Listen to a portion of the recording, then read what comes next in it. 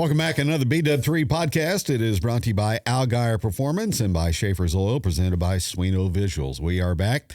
Apologize for last week. Weather had me down and out, but here we are today and celebrating a BW3 win at I-44 Speedway. Yeah, we got our big announcer with us as our guest, the fill-in announcer, but it's cool to have Ramsey as a guest on the show this week. And we've grown up together, and it's cool because I like Ramsey's perspective as a stick and ball guy watching the races. So welcome, and how was your weekend? I don't know if I can ever officially be described as an announcer. I can be described as a fill-in. How about that? Fill-in. It was good. Saw the races from a different perspective. First week I interviewed in Victory Lane. This week I told the story of what's going on.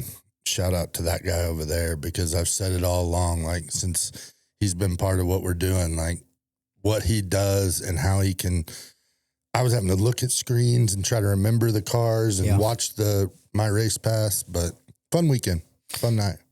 I did after my surgery, I announced the flow broadcast for MLRA, and I tried to call off the monitor and the live, because you're on TV, so you want to call the monitor, but you also need to call live, and then you also want to try to like help the producer lead him to what's going on, and it is very tough to do. But Kevin, what you do is work hard. Well, sometimes you need 6 sets of eyes, really. Yes. If you can do that. And an example of 6 sets of eyes, Kevin at our Jacket Nation stuff has a monitor now, which is the first time you've ever had a monitor. Yep. Which is the live feed like you're talking about. Mm-hmm. But then he's also got binoculars. And I joke all the time, his shorthand ability that he can look through binoculars or look at the monitor and be writing notes. And then when it's time to go, so-and-so had blank, he's got it. It's amazing. So, But that's just like scoring the race. I don't know how Liz and those people in the tower do that. I learned some of that. They do a lot of double lines. Mm-hmm. Double lines mean something. And then the one thing I finally got to really understand in racing was when a caution comes out, if the lead car isn't past Shelton or the flag stand, then it's exactly where they were. Yeah, how that worked. I didn't understand that. So it's leader, like MLRA. I need to ask. I don't know I-44's rule. I need to ask them that. But MLRA is leader plus 3, which all dirt races are. So it's leader plus 3 cars, or 2, leader plus 2. So it'll be 3 cars. So if the leader and 2 cars have crossed the start finish line because of electronic scoring, then they'll kind of score it that lap and then fill everybody in, that was in the wreck or whatever. Old school wise is what you were seeing. So everybody still has to hand score as a backup. So when you're seeing the lines, that could be a lap down car, it could be caution, stuff like that. And it really is tough because you go back to the last completed lap because there's no scoring loop. And it's, it's a lot of work. And I remember, I can't imagine watching them do the Crown Vics would bring back memories, because scoring that Crown Vic race. Oh, yeah. With 21 cars, 3-4 wide, and you can't read half the numbers, and it's a lot. So, I remember watching Julie Graybill and Debbie Hanley and everybody up there scoring, and there was a lot of people years ago that just really great scorers, and that's a work of art, and it still is. And to this day, like I said, there's a hand scorer, and if you watch Liz having to do it up there, it's a lot of work, and you've got to be on your game to do it. What amazes me is Ronnie Williams can hand score and call a race at the same time. That's what he can do in sports. It's insane. So it's pretty cool. But it was, I thought was a great crowd. It was cold. It was miserable cold Saturday night, and great crowd in the grandstands. Tier parking was always good. Even if the weather's cold, it cracks me up too. Generational people. So I hate parking in turn 1 of tier parking because it's the part of it you can't see, just a very, very, just a little bitty part of one. You have a really hard time of seeing, and it cracks me up because everybody parks there. Yep, and I'm that's a good crew that parks over there every week. They park there every week, and I'm and I know why they do it, because they don't want the sun in their eyes and their sun to the back. And I'm man, I always want to park in turn 3, top of turn 3 or bottom of turn 3. going into 3 because I feel like it's the best place, but sun in your eyes. So it's just funny because you're like looking, I'm like, well, I'd be parking there. And then when we were, I went out to Hot Lap and I'm like, man, there's a bunch of people here in turn 1 already tailgating, having a good time. And it's fun. Like it's the atmosphere of I-44. Aaron's done a good job of bringing it back to the crowd is getting bigger each week. And he's had terrible weather the first 2 nights and still has really, really solid crowds. And probably the biggest crowd last weekend for any show was I-44 for sure. His opening night was. And it's really good to see. Just he's trying to build the classes. Crown Vics, there was 21. Really big. And I think there's 12 street stocks. And that's a good show. The street stocks, Ramsey and I were talking before the show, maybe the best racing by far is the street stock class for sure. It's got that nostalgia and variety that makes it fun. And like I was mentioning to you, the stories that are now happening within the street stocks of, Michael Jurgensen racing a Charger coming into the street stock, how you time all that out. You've got Dale Thomas as a young kid with a fancy car. So he's got the look. Right. Now he's going to get, as he keeps going. And then you got Matt Hazel with a car that's completely different than everybody else, a late model 5.0 Mustang or 4.6. I don't know what motor's in it, but it's a completely non-traditional car in that class. But then you have the old school Dodge, and then you have with Aaron Wilkie, and then you have the Monte Carlos of the Jurgensen. And I think that whole race team, they've got 3 cars because Albright was in one. Yep. Corey Henson was in one, and then Michael Jurgensen. Yeah. So, and then Ed Menges in a similar car. Ed's car is funny because one side is nice and the other's one side spray painted. Yeah, it's Dr. Jekyll and Mr. Hyde in that deal. So it's a fun class, and they're fast, which is what's really cool. Yeah, those cars are really getting around there well. I think the tires helped them, and those guys have really worked hard on their programs. All of them have, and you, like you said, you see a Mustang and a Camaro, and Kevin grew up going to the fairgrounds, and that's, those were the late models when you were there, and those were the sort of the older generation, the older race fans. It brings that nostalgia in, and then to the people, I still think it's good because you see a newer Mustang out there.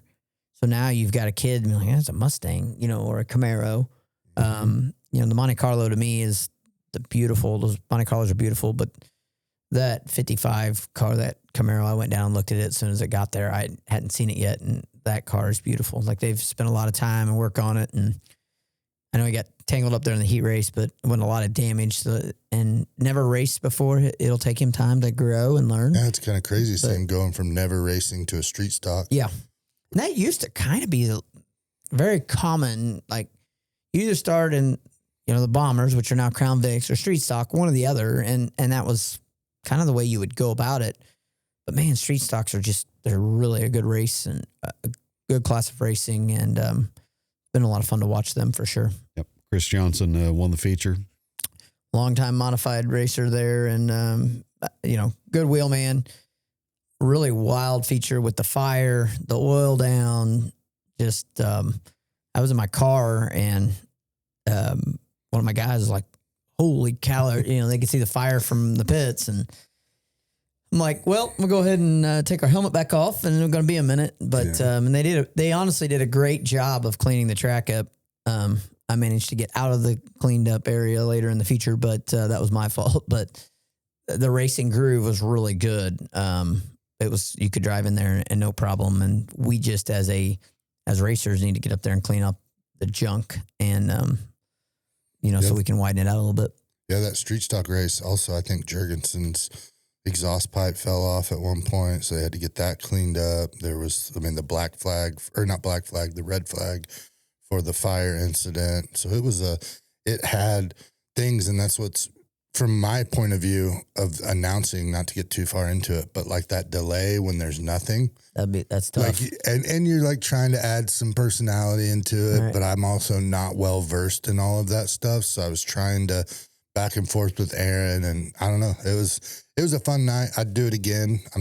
asking to do it again by any means, but I would do it in a pinch. So. Yep. Well, it was cool hearing you fill in, and you did a good job, and the racing was good, and that was the big thing. And the racing I thought was good all night. The Chargers, I think the Chargers need to go on the little track. And that's they had 5 check in, they had several break, and then they only had 2 for the feature, and that makes it terrible to announce and watch. But it was a good race, and that was what was bad about the late model race too. It was just 8 guys say they're going to be there and only 4 made it, and it just makes it tough when you only have 4 cars. It makes it tough for the crowd and people. But I know there's guys building cars. I know there's a lot of cars out there. If everybody shows up, it's going to be a really, really good show. But I want to give a big shout out to Dylan Bates, though, in the Cars Tour race at Colorado National. After the races, we were all watching him on Flow there, and he was checked out leading and led till about 20 to go against, that was the National Tour race for the weekend. So if you're a dirt fan, it's like Lucas Oil race or World of Outlaw race, and he's leading it. So, and ran second. And for a team out of Fairgrove, Missouri, that's not a bunch of paid help, the teams he's racing against have 4 or 5 guys that are paid, that are good, not just randomly paid. You know what I mean? They've got crew chiefs, and they've got car chiefs, and they got a tire guy. I mean, they had everything. And Dylan's got, where he's lucky is he's got a lot of really, really good racers behind him that all have grown up racing. So they have a lot of knowledge. And he had Joe Ross with him, and he had a lot of help that is just as good as paid help. But for that team to go out there and perform at a track they'd never been to in a series they never raced in at that level is big. And I hope that for him, it leads to bigger and better. I think it's good for him. And I watched him come up and pay his dues. And, he worked for me there in 2020, and we had a lot of fun there. And 21, he worked when he could, when he wasn't racing. And just Dylan's very smart on race cars and passionate about it and works his butt off. And so you like to see a buddy of yours have success like that. Traveling, I've done it, and it is very, very hard to compete at that level for sure. Did they run that at I-25? That one was at Colorado National. So I-25 is opening back up this year. The old NASCAR track. Yep. And then Colorado National is where this one was at, which used to be NASCAR sanctioned. I don't know if it still is or not, but Rick Corelli's old stomping grounds, beautiful racetrack. They draw huge crowds. So the Aaron Johnson, which is the Miller Johnson family team with Charlie, Charlie's since passed, but Aaron Johnson, that was here racing in the late 90s, early 2000s, moved out there. So he's out there every week. So through Facebook, I can kind of see updates of what's going on out there. But they draw massive, Bowman Gray, 8, 10, 15,000 people coming to the races weekly there. So huge crowd. They had a good, tough field. I mean, Keelan Harvick ran 4th, and I think Keelan Harvick's the next, the next Kyle Larson, Denny Hamlin, the next Kevin Harvick. I mean, he is really, really good, and got good crew behind him with Willie Allen's bunch and Michael House, crew chief in that car. Just really tough field out there. I-44, a busy month of May. They had Jim Rubel racing night on the 2nd, and then this Saturday it's Bruce Hanley night, and then Nick Bradshaw night coming up on the 16th, and then Aaron's got a truck show May 22nd and 23rd at I-44. Busy month. So the Bruce Hanley race got moved to July, because I know that I have that one on our calendar, but we are planning on being there again this Saturday. I think Dylan's planning on being there. A couple of other guys. The late model car count's looking a lot better this week. He's got 3 weeks in a row there, which will be, that's good that he's doing that, because I think it gets your crowd into a little bit of a flow, and it lets you know what you got for your teams. It gives you where do you guys stand? Where does your team stand on what they want to do to race? Because you got to balance it to where your schedule is. I feel like you need a 16 to 20 race schedule. The problem with pavement racing is you don't have classes to take off nights. You know, like Lucas Oil Speedway can have an off night for a class. Springfield can have an off night for a class and give a class a week off a month. So I think that's a balance of 2 to 3 weekends a month is a good thing. Early in the season like this, getting everybody where they can race back to back to back is good as well. So it's good that everybody can get a little bit of a rhythm here on the pavement side and get going. Maybe get some good weather too. Yeah, the weather's been this weekend looks good, but man, the first two have been brutal. And I don't want to skip it over, but Bandoleros there's an opportunity for affordable opportunity for people to get their kids in a Bandolero this week and try it out and see. So they can even they can practice essentially, or they can rent a car to race this Saturday night. Yeah, and it was very, very. I think it was 500. Does that sound right? Or maybe I don't to race. quote. It was very, very cheap. Like it was, but being able to take their kids out there, practice, learn what they're doing, and get in a car ready to go, race ready, get some laps, and then transition into it, I think is a huge deal. Lucas, they had 60 cars on Saturday. A shout out to Will Garner of Lebanon. He won the stock feature. Yeah. So Will Garner had a huge night. I think it's 2 wins on the season for him. Just really, really running good in the stock car feature. Big shout out. Carter Jackson ran the B mod class with he moved up from Midwest mod, ran the B mod class, made the feature. And did a very, very good job Saturday night at Wheatland. And then JT Carroll with the big win. That's a huge win for him. Probably his first B-mod win there, I think. But, they've got a J2 car at the end of the year last year. And he's been working really, really hard on that car. And it was awesome to see him come out with a win and a good night over there. Sprint cars at Lucas on the 16th, and then got the Show Me 100 coming up May 21st through 23rd. That's on the calendar, isn't it? Yes, it is. And we've got quite a bit coming up.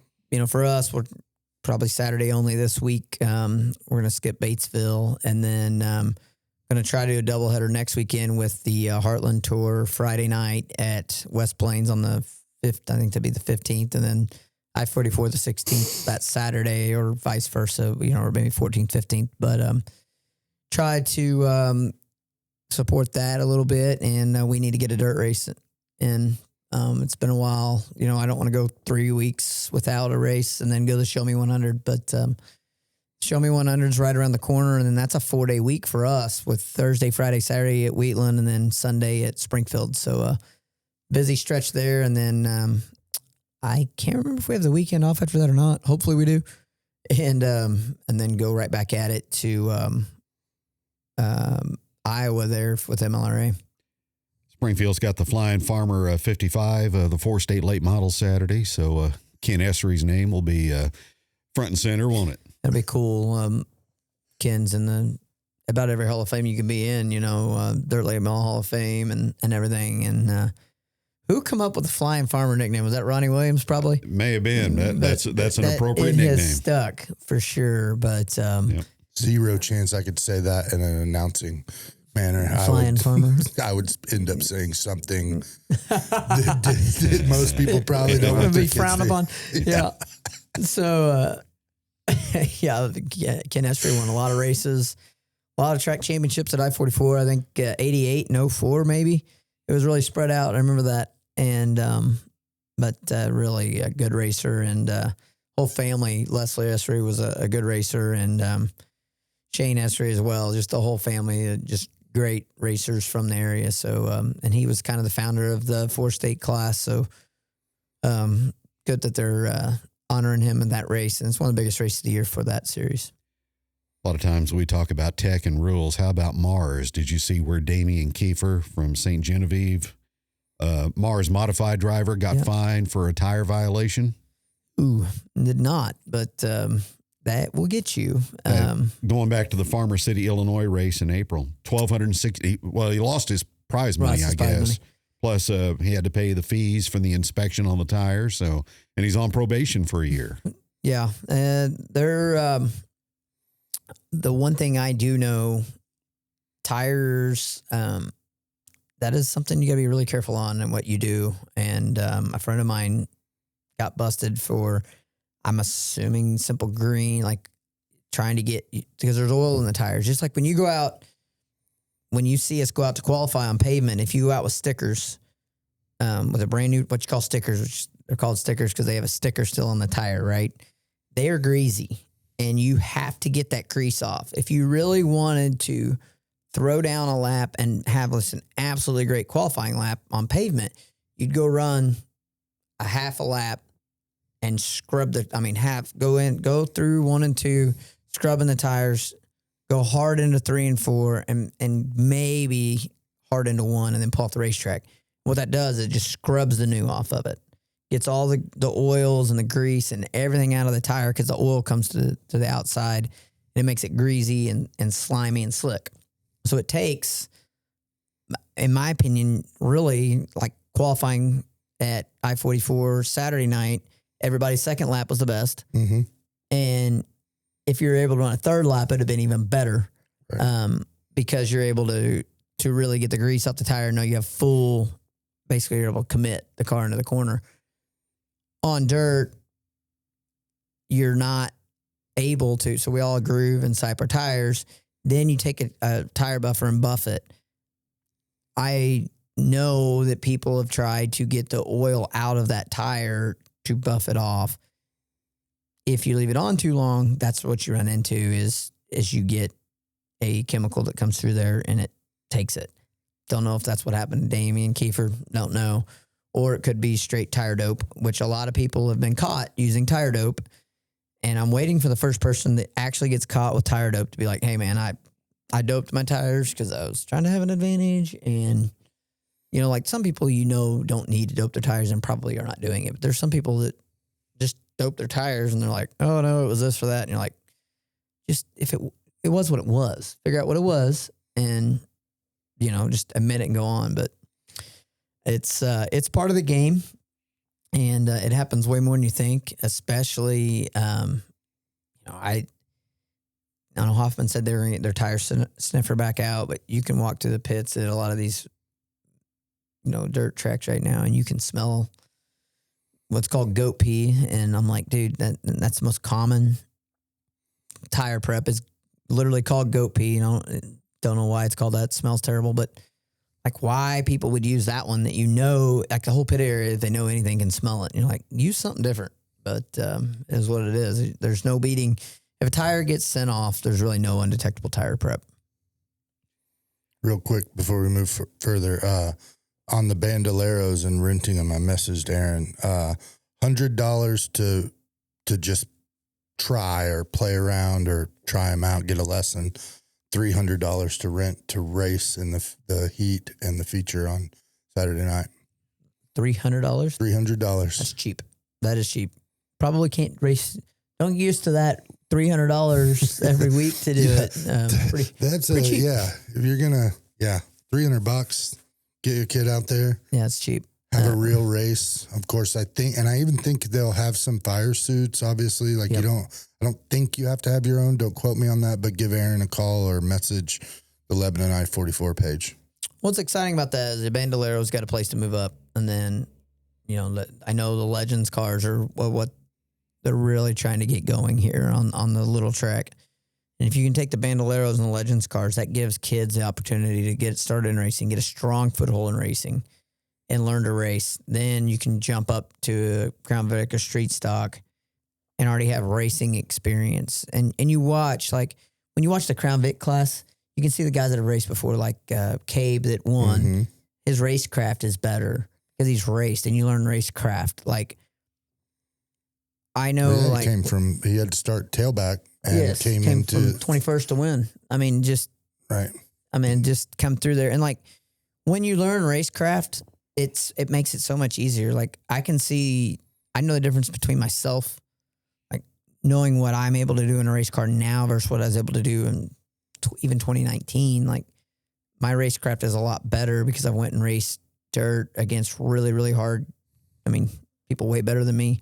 And they teach you, when you're racing against Billy Moyer and Terry Phillips, and those guys race so hard every lap, and they teach you a lot about what's going on, and where to put your car, when to put your car. And, I made two mistakes Saturday night and got by with it, luckily. But that would have been bad. I got tight and knew my car was tight. And, I want to give a big thank you to Luke Hanley for helping me last weekend, but we knew our car was tight and we're looking to get this car better on a long run to where when Dylan and Cole Williams and everybody's there that we can hopefully beat them. And, knowing what our car needed in a long run, I tried to open my entry up and drove right through the oil and completely spun out and didn't know that oil was, I knew there was oil dry up there, but I thought it had been ran in, but nobody had got that high on entry. And, so that was what it was, but we were able to come back through there and get lucky and get back through there really quick. But you have to have a lot of racecraft and know what your race car is doing. And that's, starting a kid in a Bandolero to get them feel and to learn racecraft, to learn how to start a race, to learn how to pass it's a big deal. Braden was happy Sunday. Chase Elliott won the NASCAR race. Yes, he was. He was for sure. Big win for him. Good race, really. For Texas, actually had some cautions and 6 or 7, I think. Yeah, and it's late race cautions. You had some controversy. You had, Ryan Preece got raced by Ty Gibbs, raced him like a jerk, and Preece sent him and shipped him and dumped him, is what he did. And John Hunter Nemechek raced Kyle Busch like an a-hole as well, and Kyle Busch didn't like it, and he took care of business the next corner. So you got some rivalries coming out of there and some quotes and some people getting dumped, and it's Tuesday, and the fines would come out today, and I really hope NASCAR stays away from doing anything stupid today. Let that go. Like, you race others the way you want to be raced, and if you decide you want to be raced if you race somebody like a jerk, then you've decided you want to be raced like a jerk. And so, your Ryan Preece's, your Kyle Busch's, they've been around long enough. They know how they want to be raced, and they are going to make you realize real quick that that's not acceptable. So it was kind of fun to see. Kyle Larson, he won Saturday, wrecked Sunday. Then after Saturday, he jumped in his sprint car and won a race down there. Yeah, he won like Thursday, Saturday. Like, he won everything. Yeah. And Carson Hocevar won the truck race Friday night. How about that effect of go win your first cup race, the next race out he wins is the truck race, then he goes and sets on the pole for the cup race and had a really strong run on Saturday. But it's kind of funny. Kevin interviewed him on our show in 2014, and he was 14 years old racing at I-44 in a Jegs Tour race, or I guess it was 2016 probably. And I remember we interviewed him at the bar area, him and a couple others, and we knew he was special. I don't remember how he did that night, but I remember you interviewed Sterling Marlin and Carson Hocevar at the same time, and it was kind of cool because you're looking at a guy that had won the Daytona 500, and you felt like Carson was on this projectile, and he said in that interview that's what he wanted to do. And then when the COVID race happened at I-44, the first race back, Hocevar came and won that race at I-44, came from the back twice, and won that race. So a lot of connection there. I think he's probably raced at I-44 about 5 times, and 4 or 5 times. So pretty cool to see him get a win like that and do the things he's doing from talent that pretty much everybody's seen all along, for sure. Good news this week. Clint Boyer is going to run the truck race at Dover on the 15th. Pretty and then cool. Jamie McMurray is going to run the truck race at San Diego. Awesome for those guys to be getting back. I think it's cool, though, too, that Dodge is getting guys. They've got Tony Stewart. I've seen maybe another race coming for Tony Stewart as well. But Dodge getting guys back, getting, Ramsey is a stick and ball guy. He knows these guys' names where he doesn't know, maybe a Hocevar you know, but you don't know a William Byron. You don't know a Ryan Blaney people know probably because of his dad, but there's just a lot of guys that are superstars in Cup right now that people don't know. They know the old guys more than they do the younger guys. So it'd be good to get some eyeballs on the Truck Series. Then they'll see Gio Ruggiero, hopefully if Corey Haim's in that race, like get Corey Haim the recognition he deserves. Like get some guys some recognition to where they get a following coming up. Because when Jamie McMurray made it to NASCAR and Clint Boyer, both two guys from this area that raced here, they had a following, a huge following. Jamie had beat Larry Phillips, so he had a massive following in Southwest Missouri, thousands of people watching him when he went. A young kid that goes and jumps up through the ranks really quick doesn't have that following because they've never had a home track. Like William Byron never had a home track to go get fans. And that's what's cool about racing at I-44. You build a fan base. And there was people cussing me in the crowd on Saturday night. And I had some friends who were like, man, this guy's yelling and screaming. And I'm like, good. That's what you want. And there's people cheering. And, you know, when I spun out, there's people cheering that I spun out. And then your kids are like, Daddy, they're why are they mad? You know, why are they happy you wrecked? Well, they don't want you to win. They want somebody else to win. And it's okay. That is good. And if you don't have the fans getting into the races, you don't have anything. And, you know, when you have rivalries, when you have, I don't even necessarily need rivalries. You just need fans pulling for a driver and a fan base. And I-44's got that going on again. It had it for years. That's why everybody came to the races when Ramsey and I were growing up. Everybody went to the races to either see Larry Phillips win or see him get beat. When we got to high school, everybody went to tier parking. Same thing. You wanted to go see Larry Phillips win or lose. It was one or the other. And if you weren't a fan of Larry Phillips, you had 6 other guys to choose from that would win 1 or 2 races a year. And man, when they won that night, it was a big deal for those fans. So you have to have somebody to root against or for, and then you have a fan base built up, you know, and that's what's big is these younger guys getting a fan base built up, you know, getting it that way when they get to the truck series, they've got 20,000 people from that area watching them on TV, and that helps the ratings. That helps T-shirt sales. And that's what I think it needs is to see that. Brett Griffin put a stat up. I know we're going over, so we'll get off this quickly. Brett Griffin put a stat up of Elliott Sadler when he was in Eminem's car, and he said it was from 04, and it had a picture of the 2004 weekend. Elliott Sadler won the race there. Said they sold over $100,000 in merch sales at the track that weekend.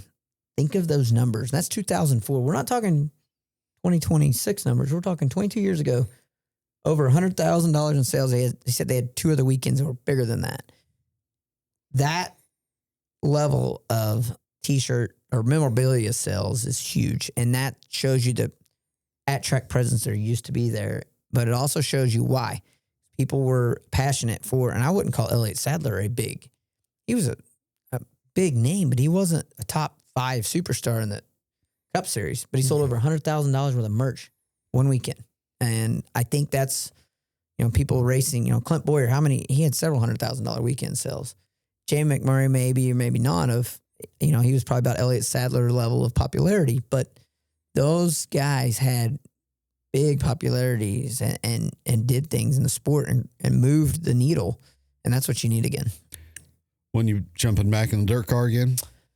A week from Friday at West Plains. So we'll go pavement this Saturday, and then dirt Friday, asphalt Saturday the weekend after, and then back to dirt for 4 in a row there. So busy month of May. Variety is a spice of life. That's BW3. I can't not let you talk about, you also got the GOAT involved in NASCAR now. That's good to see. That's brought me a little bit more. I think the Jordan side of things. I'm glad you brought that up while you're here. Brian's just going to have a little more to edit. It's okay. How much does that help you? Because I know, like, you're a basketball guy. It's watching, for me, Jordan, not to get into the GOAT conversation, but the he is the GOAT. He is the GOAT. Question. But also the fact of what he did off the court makes him where I don't think you can ever have another GOAT. I think LeBron is great, but like Jordan off the court and the shoes I'm wearing. Everybody here today is wearing Nike shoes. Right. because of Michael Jordan. Like that is not, you grew up, you had Nike. Now you just wear Nike shoes because that's just what you're used to. I see the 60 Minutes interview with Jordan and the two drivers, and like just seeing where that's eventually going to go, looking a little further, it's going to, I think, pull in a whole different audience. And then you add Jordan's competitive nature, and he's showing that through different things. And so that's kind of pulling me in to at least pay attention. Like I'm not sitting at home Sundays watching, but it's got it on my radar. It's got it in my Twitter You're like, feed. hey, I might see the last 10 laps and Twitter. Right. So you follow this sports, and so NBA was on my daughter has been watching a lot of NBA just when she goes to bed. Doesn't follow basketball, but she's been watching NBA. I look at NASCAR now, like I can go on Twitter. Like I follow the Cardinals day in, day out. I paid my $100 for the streaming. I did that. I probably haven't watched a full, maybe 2 full games worth of the year, but I am following it inning by inning on their Twitter feed. And then my Twitter feed is all Cardinals and racing. And a lot of people use Facebook, whatever. Are they able to, judge impressions by that? Do you think, like, Michael Jordan has a huge impact on NASCAR? The St. Louis Cardinals are struggling because they are a small market team without a TV contract. They had a good crowd at Busch Stadium this weekend. They're rolling right now. They're the best Cardinal team we've had in a long time, and everybody's excited. I'm wondering, like, how do you know, like, you and I I'm a big Cardinal fan, but I'm not watching every game. How do Cardinals get revenue from that? Because they're not getting, how do they know what advertiser is going to pay? You still have advertisers on X. You have advertisers on Facebook. Like, how do they get those? You know what I mean? Like, there has to be a way of getting dollars in there. And the reason I bring that up about racing is racing's all sponsorship driven. Everybody knew that Elliott Sadler back in those days drove the M&M's car. You know, like that was that car. Everybody knew Dale Jr. drove the Budweiser 8. Like when you saw Budweiser, it was Dale Jr. When you saw Napa back then, it was Michael Waltrip. When you saw Black GM Goodrich, Dale Earnhardt. Like everybody knew DuPont, Jeff Gordon. Like you knew those. Darrell Waltrip and Tide. Now you've got, I think, better to me when you think of Tyler Reddick, you think of Jordan Brand. You know, as Michael Jordan want to spend, you know, he would probably like to have some revenue. He'd like to have that $20 million in revenue coming in, but is he getting, you know, he's also getting $20 million worth of advertising out of that. Yep. He's getting a lot of ROI on that. And so how do corporate America, like they've got to figure out how that feeds into it, because that's where the money's at. And I know we're getting into weeds in that, but that's where the money is. And bringing people like Ramsey that are sticking ball guys back into NASCAR is important, because if NASCAR's good, dirt racing and short track racing will go good as well. Because one thing I-44 Speedway's got going for it is, hey, where are you going this weekend? I'm going to I-44 Speedway to the races. What's that? Well, they got late models. What the hell's a late model? You ever watch NASCAR? It's like what you see on TV. That's what you have to be able to say and get something. It's cars like you see on TV. And that's, you know, if you get people watching it, that's where it all comes together. It's the stories. Yes. That's what, and to use your Cardinal reference, like I've not watched a Cardinal game. I couldn't tell you who the leadoff hitter, I couldn't tell you their ace. Very, very casual Cardinal fan. But on social media this weekend, I saw that, and you might have seen it too. They're developing a story of this like Bad News Bears kind of Cardinal team, which piqued my interest to watch, because now I can tie it to something. Same with Jordan, same with all of the aspects of how all this works. And you're seeing it in NASCAR. To be honest, NASCAR was in my opinion, set the precedent when you mentioned the M&M thing. And now you're seeing the NBA, and we have this conversation a lot and with other people. Like the NBA has logos on jerseys. Right. Major League Baseball's doing that now too. Very, very rarely will you go to somebody and go, I got that service because I watched an NBA game and that guy had it. But the amount of return on just eyeballs, seeing your logo consistently all the time, starts the process of remembering. You tie a story with that and there's some drama and a little bit of what we're all looking for. And then you add in the fact of you can access it at the drop of a hat. You know, you don't have to involve yourself in a 3-hour race to keep up. You don't have to watch pitching changes and slow things of baseball. And then you look at the next thing, and I think we've talked about it with Aaron, but you look at banana ball, and they're going to organically get back to the experience. I listened to a podcast this weekend while I was mowing, and there's a guy that he wrote a book called Unreasonable Hospitality, and that book turned into, he was contracted from the Las Vegas A's to totally develop their fan experience for when they open that new stadium in Vegas coming up. So like that's where it's at. It's cyclical. All of this is cyclical in every aspect of what we do, of racing, like it gets back. And so you're going to see more stories. You're going to see more reasons to connect. Yep. And then those stories build those reasons to connect, or drama that happens at a track in a duel or a competitive nature. Like that's how you hook people. And then how you monetize that is you get them to subscribe or like or ask for notifications, because the more times they're getting it on their phone that's in their pocket, they're not always going live and watching it immediately, but it's in their mind. Yep. You know, I think too, the one thing you got to look at too, and you got to give Aaron, and I think you've helped him a lot on this. Aaron has made it to where it is a fun, family-filled night at the races. You're going to, and people in the racing world get offended by this, but it's okay.